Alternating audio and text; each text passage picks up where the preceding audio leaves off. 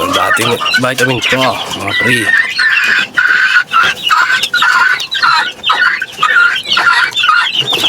Diyan lang mga pre, no?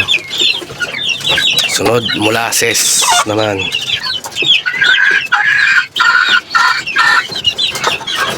Dalawa lang. Dalawang takip lang mga pre, ha?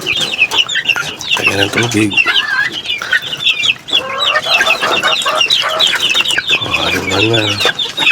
Halo. Ibang kulay yun na pre, no?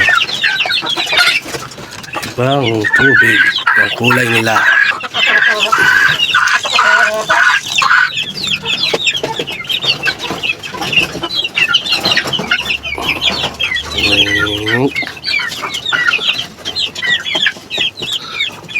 Yan. Dagdagan pa natin.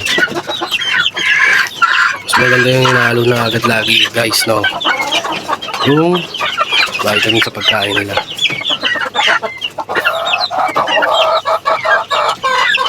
Naliring na lang. Napakaganado nila kumain guys. Ganado.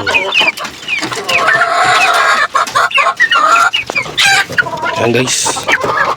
Ayan, naka-ready na sila guys, no?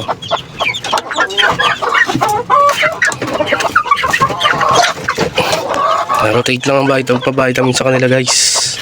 Ayan. Ganado yan mga yan kumain. Rotate lang yung vitamins lagi. Pag Sabado, pag Linggo, tubig lang yan sila. Pag vitamins ulit. Ganun guys, para lagi healthy ang ating mga alagang sisiw at manok. Ayan, kahit yung inahin rin na mga batang inahin, hindi ko pwede rin. Ayan. Madilim nga lang sa kanyang pwesto, boy. Napakaganadong kumain ang mga alaga natin manok guys, no? Vitamins bago probiotic. Ayan. Pag di mo babantayan yan, itatapon yan o ay babaliktad. Ganyan yung sakit niyang manok na yan, eh. So marami nakaraan yung itlog na yan. Yan lang natira. Dami walang similya. Yan lang natira. 14 eggs, yan lang. Rico. Pati mga sisiyo natin, day old. Gustong-gusto rin yung mga yan, boy. Ayan. Siyempre lagi dapat may stock na pagpatukayan sila guys.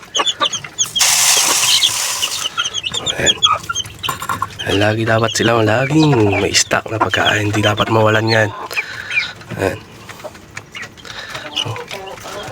Ano, day old.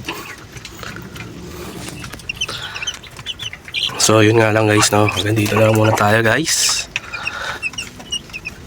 Baka naman sa mga napadaan dyan ako napasilip, like and subscribe lang. John Rick TV. Peace out. Yo.